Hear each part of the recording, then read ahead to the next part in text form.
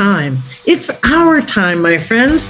Time for millions of maturepreneurs, 55 plus, who are hashtag not done by a long shot, to revolutionize how we lead, do business, and innovate our world. I'm your host, Jeanette Anderson, and welcome to my conversations with fascinating people who would rather inspire than retire.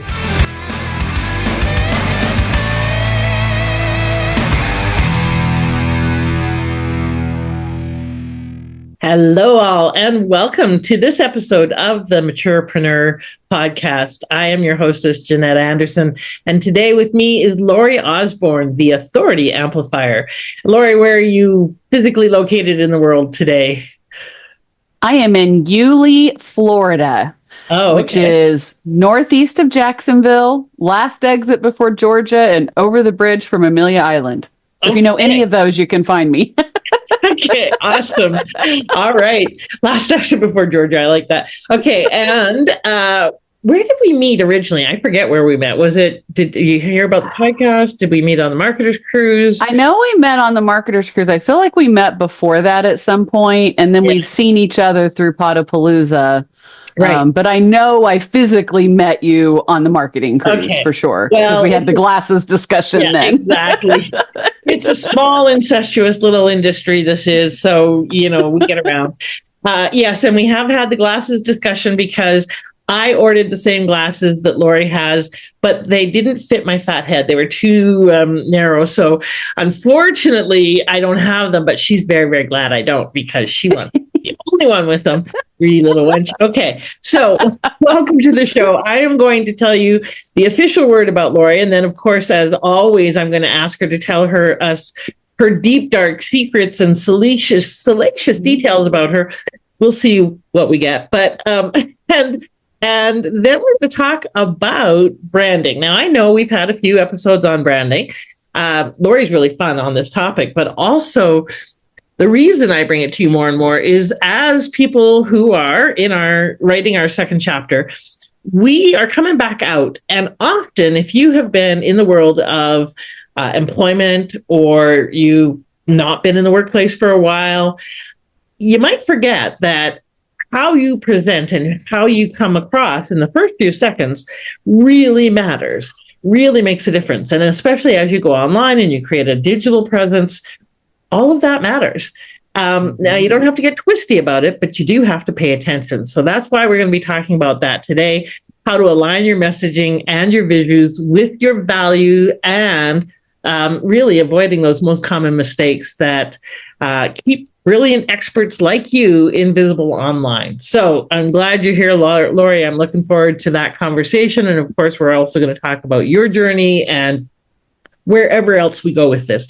I suspect we might go all sorts of weird places. So today, Lori Osborne is affectionately known as the Authority Amplifier. She's the founder of BizBolster Web Solutions and creator of the Authority Blueprint and the Authority Platform. Seeing a theme here? Through her passion for helping experts stand out as the authorities in their field, Lori starts by clarifying their brand, uncovering their why, very important, and capturing what truly makes them different. She then transforms their online presence through powerful done-for-you solutions that build trust, attract aligned clients, and positions them as the obvious choice. That's what we want to be, the obvious choice. All right, yes. So that's the official word about you. Now, Lori, tell us something that people wouldn't guess, and I might ask you for two things, because we'll see, that they wouldn't guess about you from reading your website or, your bio or whatever. So tell us something that would surprise people. I am extremely resilient, and I am a survivor. I have survived colon cancer, an 18-year abusive marriage, a stroke, and I have had a brain tumor that I've known about for the last 10 years. Holy shit, girl.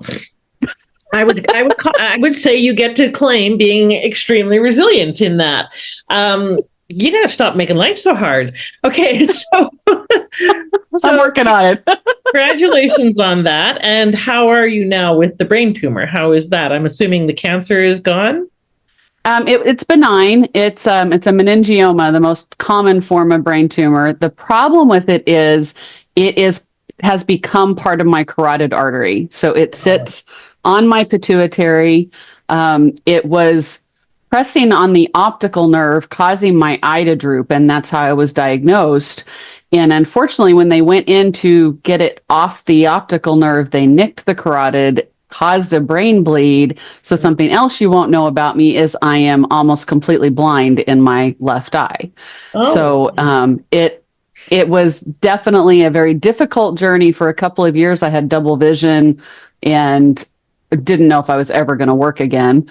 I do have chronic headaches, and I have to be very aware of my screen time and just, how much I do to my body, just because it is sensitive, just because there's something controlling my brain and my hormones. It's hormone. Meningiomas are primarily hormone based.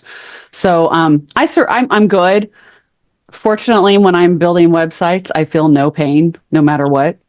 Good. So I know I'm doing what I'm supposed to be doing and what I love because I feel no pain. That's awesome. That's really cool. And that's a good indicator. So on that note, let's talk about what you're supposed to be doing. Tell me about your why, because one of the things you mentioned is really how the importance of understanding and positioning around your why. So what's your why? My number one why is I discovered through this process two things. I discovered my passion, and I really, really want to help other people live their passion and in their passion, because when I went through this, I realized I should have been doing this my entire adult life. I felt like I missed too many years not doing what I love. And so part of my why is just that I get to live in my passion and share my knowledge in a way that helps others. And my second part of that is just I have a gift of taking very technical things and making them not so technical for the layman, so to speak. And I get to do that and then also create a whole presence for thought leaders. And that just gives me so much joy. And I love that I can give others joy in the same way. All right. Well, and I love that you're really clear that our purpose is most of the time very self-serving. Like, it gives us joy to give joy, or it gives us, peace to provide peace. And that's often why we do what we do. People will, kind of give the altruistic answers of, I just love helping people. And it's like, yeah, I get that. And there's a payoff. So what's the payoff for you? Because if we don't attend to that, then we don't actually get that need filled. We don't get our cup filled. And it's fine to have a self-serving purpose for your purpose. It doesn't have to be altruistic. In fact, I don't trust people who tell me that they're 100% altruistic, frankly. Human beings are well, my belief is we're not unconditional. We are very self-serving, but in that we can also be very kind and helpful and so forth. So anyway, I think people fall in that worry about, and I went through this for a very long time, worried about being perceived as selfish if we are, or self-centered if we are thinking about what we get out of this. Yeah. And I love what you just said, because what's the point if we're not looking out for ourselves in this too? Then, and if you're doing it 100% for someone else, you're just going to burn out and just drown in it. It's not worth it. Well, and it's just taking approval to the extreme degree. Like, I'm doing this 100% for you is all about giving your power over there. And that's not helpful for them or you. So if you've got a purpose, if it doesn't include what you get out of it, then you haven't got to the bottom line yet. So, all right, now let's talk about, let's talk a little bit about branding, but let's talk about it from the perspective of, let's say those people who, we'll start with two different markets. One, those who are just getting into a new business, or they're just getting started, or they're coming out of corporate, or they've been an employee their whole life. And branding is this kind of big, ambiguous notion over there that is like a nice to have. And then we're going to come back and talk about those of us who think we have a brand and have it all nailed. and what the mistakes are we're making. Okay. So let's first talk about that kind of new to this notion market, and why should they care about branding? Do they really have to? Yeah. And that's the very first thing is you have to recognize, yes, you need branding. You need a brand. The second thing is give yourself some grace and realize that you're not going to have it all figured out on day one, and your brand will grow with you if it's done right. I've been doing this almost 10 years. My brand is so different from when I began. It's not even funny. And I really feel like the last 2 years, I've finally getting there. Finally. Right. Even as an expert in it.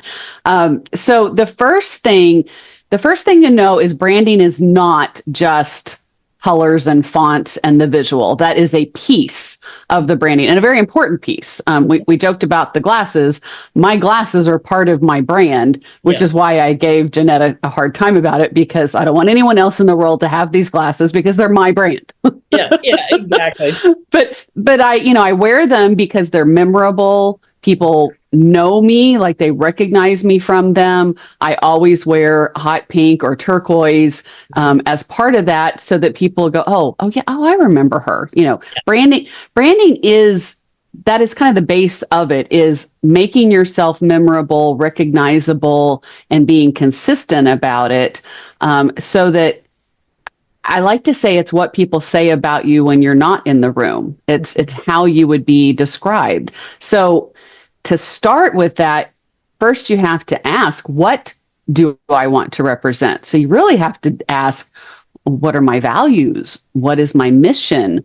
What is the message that I believe in, that I can authentically share? Because if you are trying to create a brand of something that you think you should be, and it is not authentic, it won't work, because it is obvious. People can see when you're faking it or trying to be exactly. So you have to start there. And again, remember, that can change. You may not have that all figured out immediately. And the second part that's even harder is figuring out exactly who you want to serve. And as exact as possible. And that is so hard, because so many of us think if we niche down, we're going to lose all this business, because, oh my gosh, like, I niche down to thought leaders. And if I say I'm serving thought leaders, then all these other small business owners are never going to come to me, because they're going to think that I don't serve them. And it doesn't work that way. You become an expert in your area, which makes you more desirable by that area, but you're still going to get referrals from other people. Other people are still going to see you, but branding is part of marketing, and that is messaging.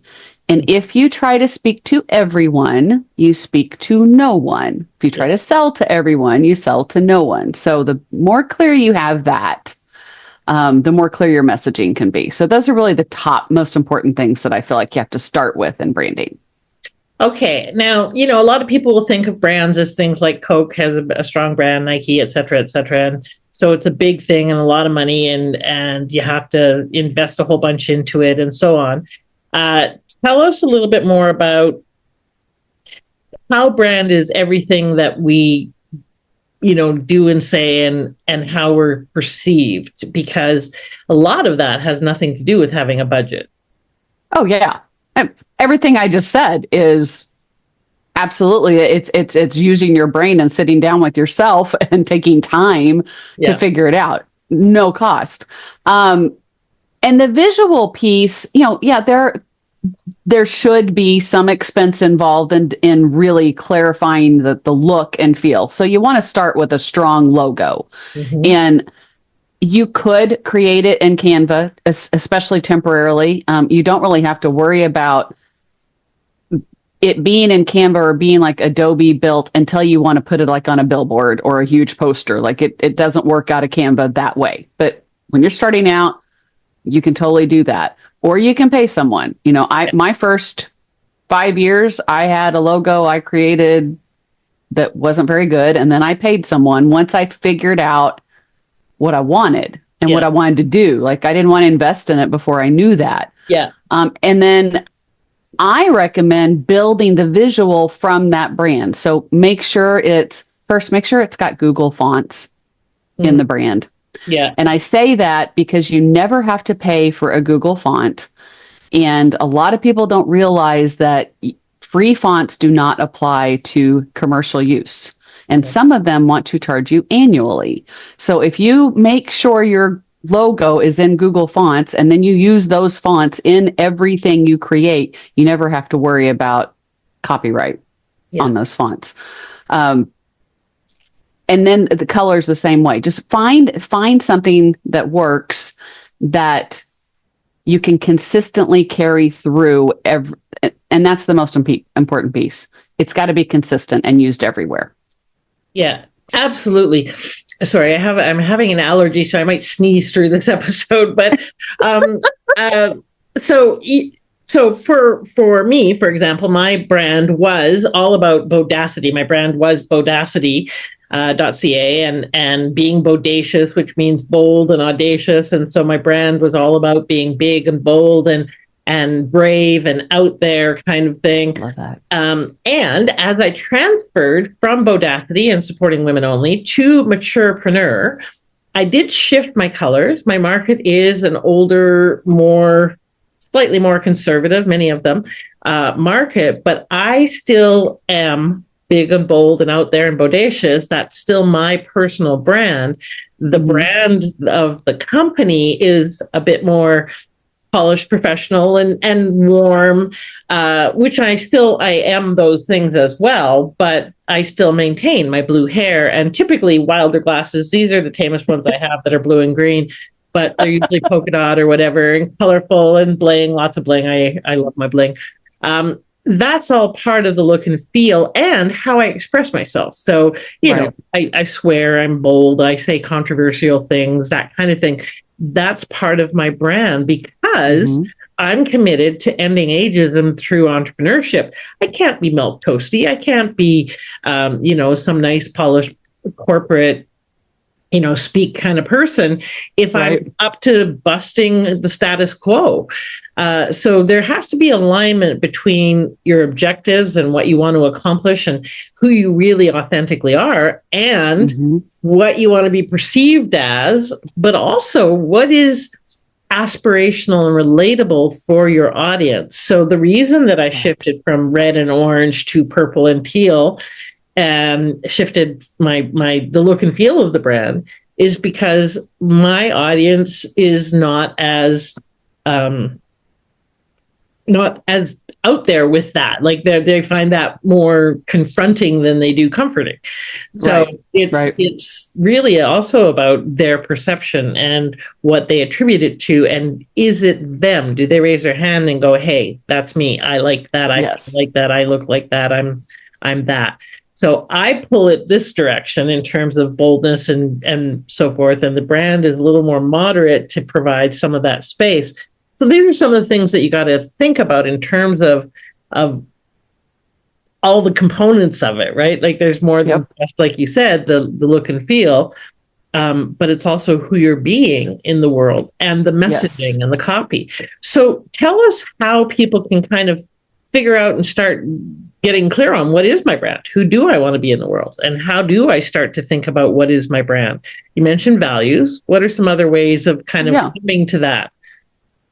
Well, I think, I actually use a branding tool on AI that really helps. But, some of the questions that it asks is, the very first question is, what are your values?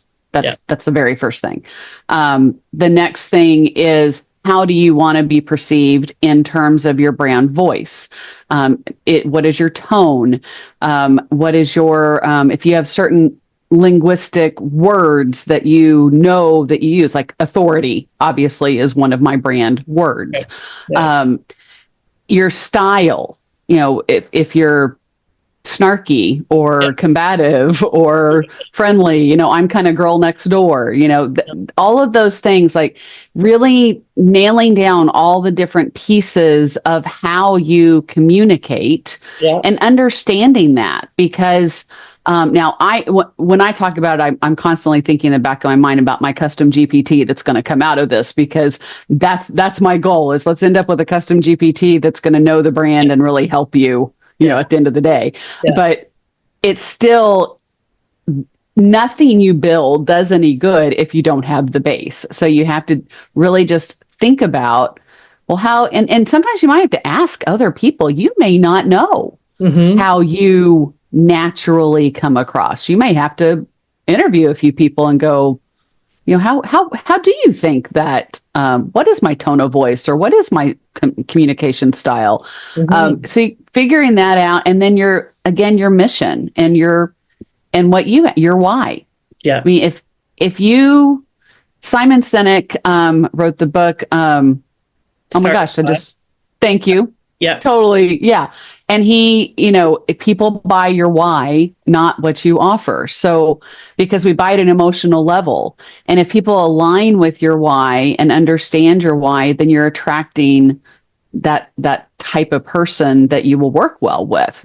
And, at the end of the day, we generally do best working with people like us. Yeah. So if, that's who we're going to attract. Right. So that's really, and then, like I said, that niching down, that figuring out, and the piece of that is not just who is my ideal client, but what are their pain points? What are they trying to solve? What are they laying awake thinking about at night? Yeah. What's their little things, like their education level, because their education level is going to modify how you communicate. I mean, if they're generally not an educated group, you're going to speak at a lower level. And if they're, if you deal with PhD level people, you're going to insult them if you talk at a kindergarten level. Yeah. So, and their income level as well. If you generally deal with people that, and this is why it's so important to niche down, because it's so hard to talk to someone making $30,000 a year versus someone making $300,000 a year. They have completely different perspective on just about everything. Yeah. Yeah. I mean, at our core, we're all human beings, and we have similar deep personal wants and loves, need to be loved, need to matter, and so forth. But in your positioning, your marketing, you really need to be having a conversation with one person. I tell people, it's like if you went into a room at an event, and like a networking event, and you just started talking to the room, then you're not going to really be heard. People are just going to wonder what's wrong with you, and you're not going to reach some of the people in the room, because how you're, presenting is right for them, right? But if you think of talking to one person and honing that, like you would talk to that person differently than you would to the other person. So you got to, all your marketing is talking to one person.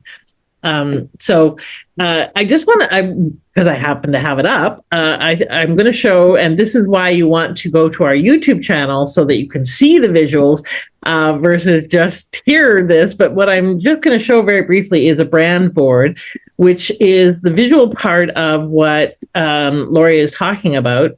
She says optimistically, but I can't find my share. Where is my share? Why is my share not here? Okay, maybe I'm not going to show you this. No. Why? Oh, there we go. Okay, it's weird. Okay. No, that's not it. I cannot find my share. Huh. Oh, well. Okay. You were so great at selling the visual. I found it. Okay. So this is basically a brand board. This is ours for the Maturepreneur. And what it has, come on, share. We're on Zoom, so it's slow. Yeah.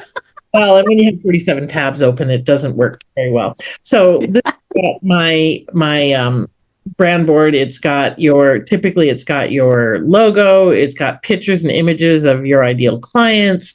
It's got your colors. It's got your fonts that you use, your taglines. So one of my taglines is hashtag not done by a long shot.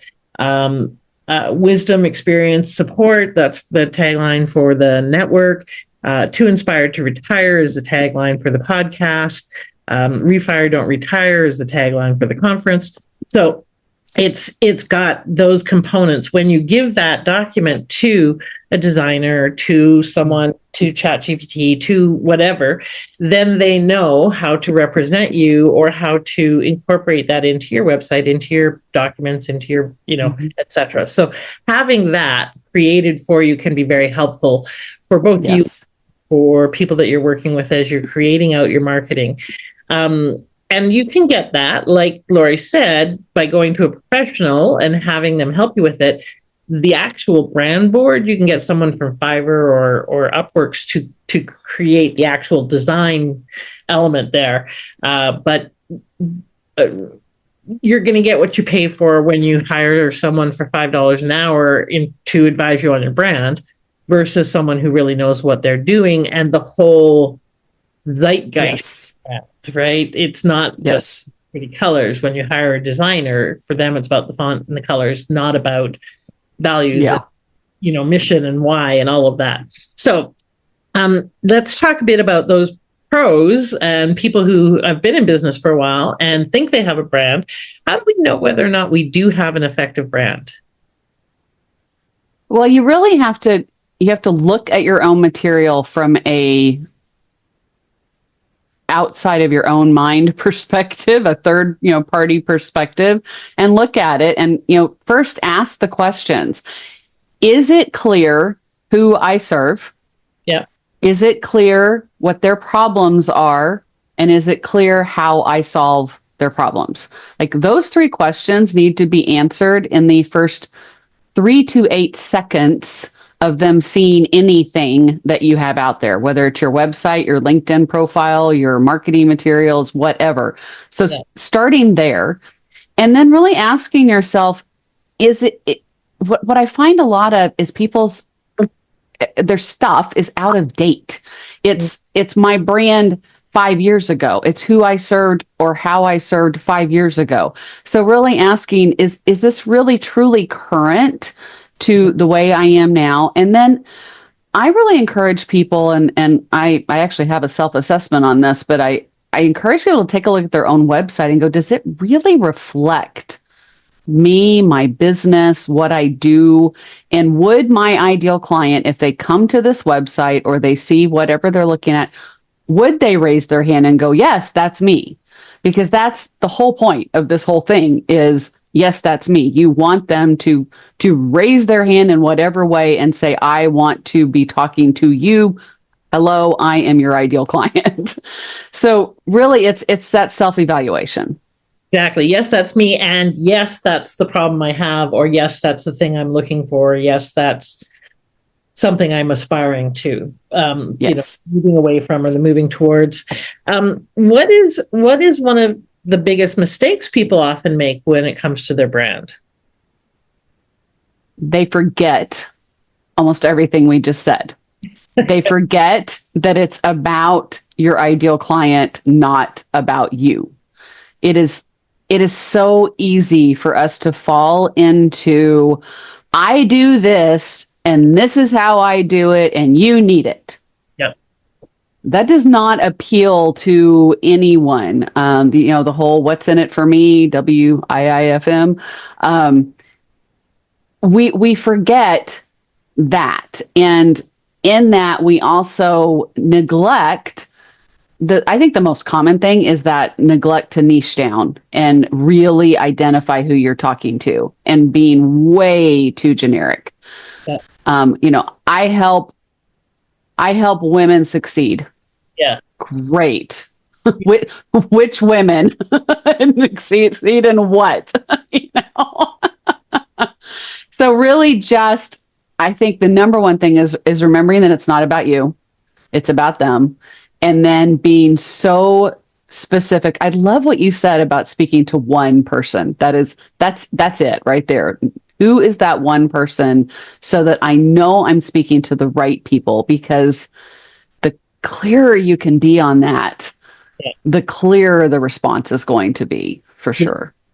Well, and I want to talk just a second about that, the notion of it's not about you, even though it's your brand, because like I said, I'm big and bold and I'm kind of out there, and I'm an introvert by nature and an extrovert by training. And what is interesting is I once, a long time ago, was at a retreat, and we went to the mall one day when we had a little time off, and there was a sale in I think La Senza or something like that.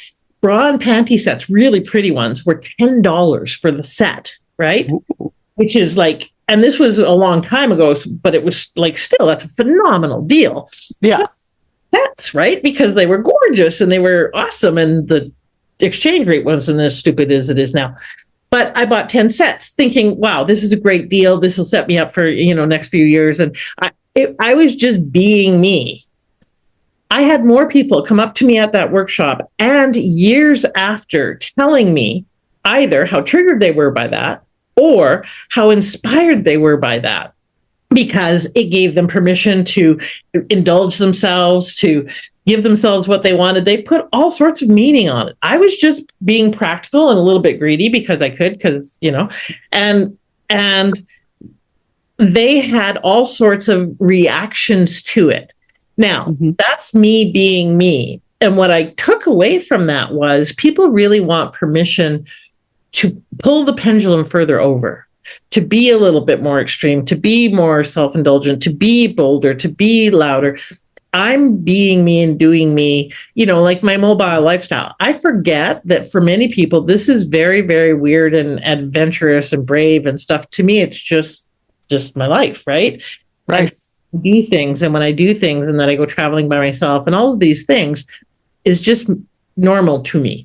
To other people it's not. To other people it's aspirational or it's unusual or whatever. Part of what we have to realize is our brand is us being who we are, and that is where that authenticity, a word that's way overused, comes from. And then it is, that becomes part of the brand, because in my case, I want people to be bolder and take more actions. So I have to do that. And every once in a while, I have to remind myself, hey, it's been quite a while since I stretched outside of my comfort zone. I can't be telling my clients they got to stretch if I'm not doing it. That's what I call brand integrity, being in alignment with my mission and saying what I mean and meaning what I say and doing what I say, When you do an assessment of someone's website or their brand or whatever, what are some of the things that you're looking for? It's kind of a similar topic, but shifting a bit. What are some of the things you're looking for that helps it be more effective? Well, I'm absolutely looking at the first few things. Is it clear who they're serving, the problems they're solving, how they're solving the problems? And then I am really looking for, I'm always, now here's design person's going into effect here going, I'm always looking for consistency as well. Nothing drives me crazier than like 20 different styles of buttons in 20 different colors. That makes me insane. Like I just want to scream.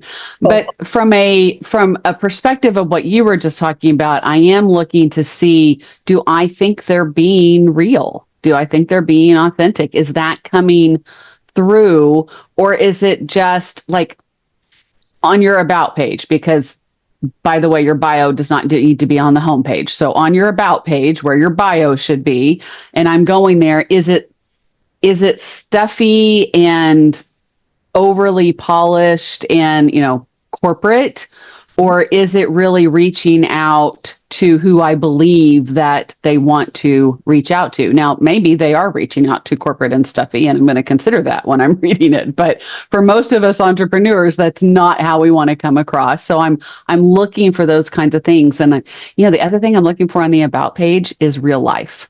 Yeah. Because for entrepreneurs especially, we are just what you just said. We are our brand. We are selling ourselves. We're really not selling anything else. We're selling ourselves. And the point of a website is to establish a relationship. That's the whole point. It's not to sell. It's not to close a deal. It's not conversions. It's relationship building. well, how am I going to build a relationship if I tell you nothing about me? So I always tell people, have personal pictures on your about page, not all over your website, but like if you go out to my about page, there's my husband and my pups and a few pictures of me and life and the beach where I live. You know, I want you to get to know me and who I am and how I think and operate, not as the whole focus of the website, but a piece of it, because again, you are buying me. And I love what you just said in terms of like living your brand. I am all about color, obviously. I mean, that is, and it's funny because I have to be able to express to people that even though my brand is very bold and colorful and bright and I have colors everywhere, that does not mean that what I create for you is going to be the same. And that's super important. I had a non-entrepreneur friend, a corporate friend, comment on my logo, and she said, I think it's too colorful and immature, which obviously really hurt my feelings, by the way. But I thought, well, are you under the impression that because my logo is this way that I'm going to push that on other people? Because I actually find people are very attracted to my logo and my colors when they're aligned. Now, if they have zero appreciation for color, they probably aren't going to even talk to me. Yeah. Yeah. But it is important to know that, you know, even as living our brand, that doesn't mean that we're going to force our brand and make you live our brand, no matter what we're doing. You know, like that's important to know that not everybody's going to have the same brand. Yes, absolutely. It'd be a very boring world if we all had the same brand. Closet, you're probably going to get a clue as to what your brand might look like. And because that's kind of how you represent yourself and express yourself in the world. And if you don't like what you see in the closet, then maybe you need to start there before you branch out into this brand piece and get an image consultant or some help. I really want to be, because often we come from a background, not often, always, we come from a background of conditioning. So you should be, you have to, a lot of shoulds and have tos. One of the beautiful things about getting older is we give a shit less about that, or we give less. We let go of a lot of the shoulds and have tos. We might still have residue of that. We might make it now our shoulds and have tos as opposed to other people's. But by and large, most people I talk to who are 55 plus and certainly 60, 65 plus really just don't care what other people think as much. Thank God. Because approval twists us inside out for most of our lives. I think it's the most devastating issue that anyone can have, and most of us have it. Especially women, because we're taught to care and be about what other people think. So when we get older, one of the things is we can really kind of say, who am I? What do I care about? And so it's, and what don't I care about? And be more fully self-expressed. The wonderful thing about going through some branding exercises is it kind of forces you to figure out how you want to be fully self-expressed, which any age and stage. I want to switch tracks for just a minute, Lori, and let's talk about you as an entrepreneur. So you jumped into your business when you were around 45-ish, coming back out of corporate. What was one of the hardest things for you in making that transition from corporate to going back into entrepreneurship, even though you'd done it before? What was one of the hardest challenges for you? I'm not a salesperson. I've always wanted to be self-employed. It's in my DNA. I had a business before, and it's still, and it's funny, I've been doing this business almost 10 years, and I am just now getting coaching on sales for the first time. But I've also done really well at, attracting my business and getting referrals, and, and that is always my preferred method. But it's really hard to run a business if you know nothing about sales. And that's what destroyed my first business is I didn't recognize it in time that I needed help in the sales department, that, I wasn't going to just be able to live off the same clients forever and ever and ever as they were dropping away. Yes. So I would say that was, the number one thing for sure. Yeah, and then very typical for a lot of people, especially a lot of women, is they struggle with self-promotion, with saying, here's who I am and you should buy me. And here's why. And so self-promotion, marketing, and sales is what most people don't know how to do because they haven't had to do it. And they don't learn. They don't go get, so kudos on doing it now. Thank you. More money if you'd done it 10 years ago, right? Right. Been able to serve more people, because if we don't sell, we can't serve. And it's one of the biggest impediments. Is why most businesses fail, is not enough sales. It's the bottom line. So congrats on finally calling in some support and training and coaching. Thank you. It's awesome. And it's never too late to learn. Okay. What was the most fun part of making the leap into your business for you back then, 10 years ago? Oh, just realizing, this is the first time in my entire career I am being creative in what I do. I never had a job that I could be truly creative. I've always done the work nobody else wanted to do, which was odd. And I love the technical aspects, and I love that I get to still use the technical aspects, but I also get to be an artist. Yeah. And I come from a family of artists, and I did not think that I had it in me. And when I realized I did, like, I'm actually tearing up right now, honestly, because it is so rewarding to finally live and do something that I love so much. That was the easiest part, the absolute easiest part, going, wow. Well, let's just keep going. That was so easy. Let's just keep going. Let's keep doing this. There's some beautiful pieces to what you just said. One, it's easier. When we follow the path of our pleasure, it's easier than when we try to do the shoulds and have tos.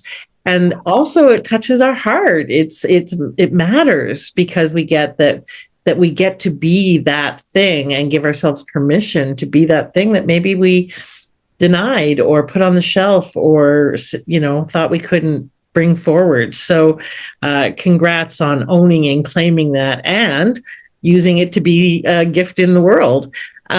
So what now, 10 years later, so now you're in your 50s, and what would you wish you had known 10 years ago, or when you started your business? What do you wish that... Oh, gosh.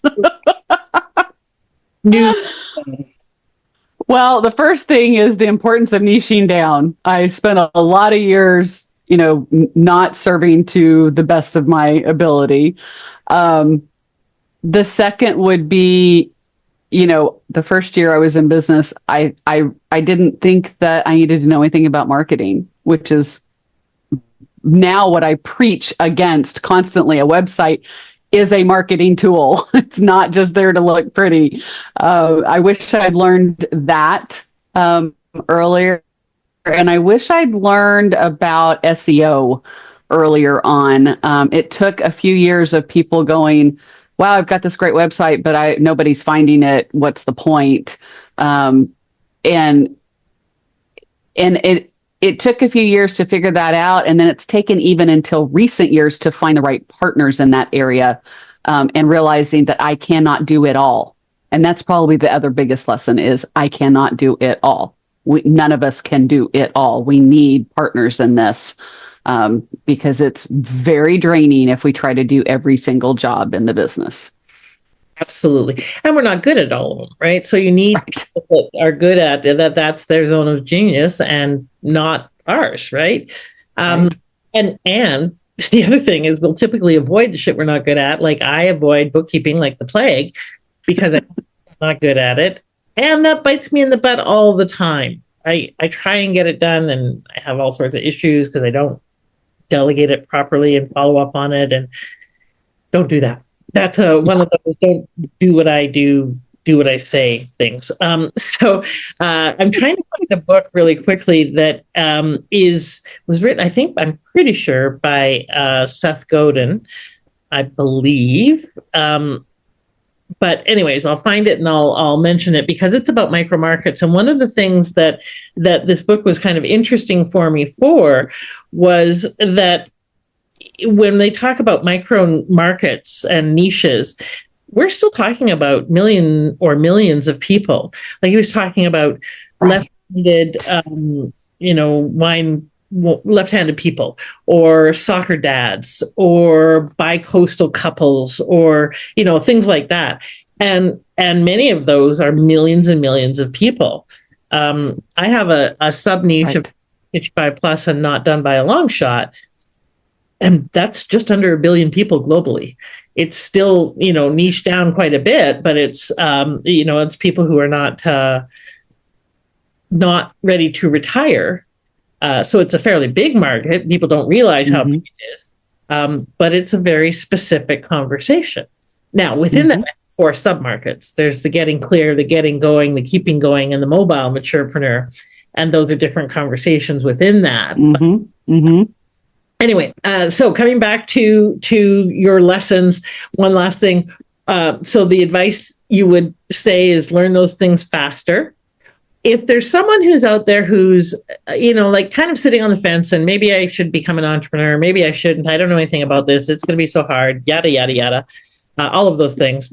What would you say to them? And what is the, what encouragement would you give them?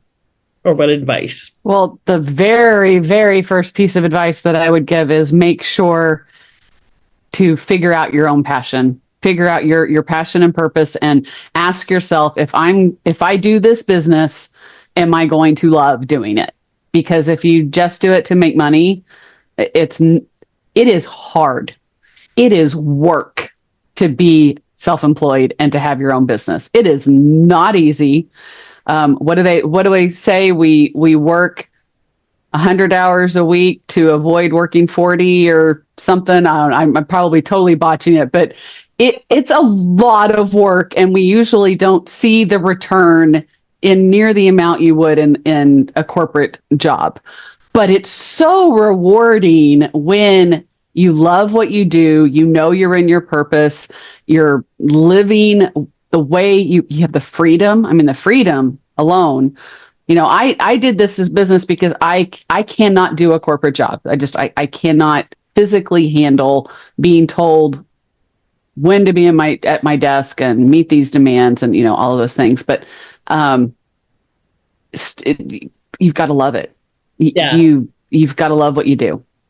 Pathologically unemployable, because I try and go back into corporate. I get lulled back about every 7 years, and I go, ooh, benefits and stability and paychecks, oh my. And then I'm in there for not very long, and I go, ooh, politics and bureaucracy and bullshit, oh my. And then I go back out and start my business after 2 years. So yes, I was permanently cured in 2001. So that's not going to be an issue anymore. However, good. Part of it is really, like you said, it's not as easy as you think, and there's lots of rewards, and it really helps when you get support sooner rather than later for the things that you don't know. And by the way, you have no idea what you don't know. We don't know right? And so those are the things that will make it harder. So get support, get a coach, get some help with different aspects like your branding, etc. On that note, where can people find out or connect with you? Obviously, my website, bizbolster.com. You can find a whole lot of goodies there and find out more about me. I know that Jeanette is also going to share a link to my freebie, and that is an opportunity where I will take a complete look at your website and your branding, your whole piece, everything. And I will spend 45 minutes with you for free on the phone, going through that and giving you my insights on what you could do better, more consistently, more clearer in your online presence to truly come through as the authority and the expert in your field. Wow. Okay. Now, y'all, that is a really significant gift, and you'd be dumb not to take her up on it because, and the only reason I haven't booked you yet, Lori, is because I'm rebuilding out my website right now. Okay. The book, by the way, I just found it. Small is the New Big by Seth Godin. And I kept looking up micro market. Small is the New Big, 193 other riffs, rants, and remarkable business ideas. So it's really about these small markets that you're afraid, these niches that you're afraid are too small. They're not, and how to really kind of define that and refine that. You're gonna be able to go to the vault and find Lori's gift, her audit of your website and the information that she gives you. And there's nothing like getting fresh eyes and experienced expert eyes on your work to give you some feedback and tips and so forth. Then, yes, of course, if she can help you, she'll let you know. If she has other referrals or whatever for you, she'll let you know. But it's a great way to get that feedback and hopefully apply it so that you can improve. Go to the vault and opt in, and then you can go and get Lori's gift. You can also go and get other gifts from our other speakers. You can see other episodes that you might have missed that you go, oh, yeah, that sounds like something I'd like to see in here right now. But you'll be able to go in there, and eventually, as we have more and more episodes, we'll have hundreds of gifts. Right now, I forget what episode we're on, 60 something or maybe more. I don't know. My second podcast. So I've been podcasting for almost 8 years. So I lose track of how many, but I've done a lot of podcasts. So go to the vaults, opt in, get lots of gifts. For sure, take advantage of Lori's thing. And even if you don't have, if you do have a website, go and get that audit. If you've got something, a landing page or a flyer or something that you're starting with as far as your brand, bring that. Have her talk to you about where to go next with that, so that you can get some direction early in the journey as well. Yeah. Ladies and gentlemen, please do subscribe. Please do share this episode and other fabulous episodes. There's so many people out there who are too inspired to retire, but who don't necessarily know that there are options for them, what next steps to take, how to move into entrepreneurship, how to make that leap. So please, let's share the love. Let them know that there is encouragement for them here, that I believe in you and in the fact that the world needs you and your expertise and your voice and your unique perspective and your gifts and talents. It's not too late. Pitter patter, let's get at her. Don't waste time. You've got 20 more years to go probably. So you've got time to be the difference that only you can be, my friends.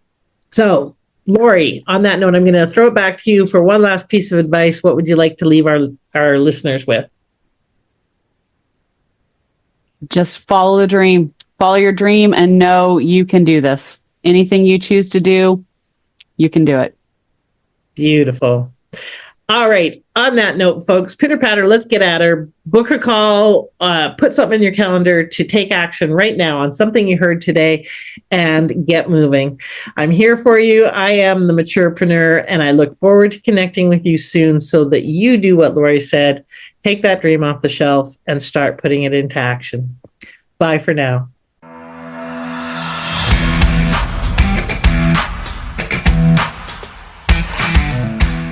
Thank you for listening. I'd love it if you left a comment and subscribed. And I encourage you to apply one aha from this interview right away so you can turn your wisdom into wealth and your contribution into positive change. Bye for now.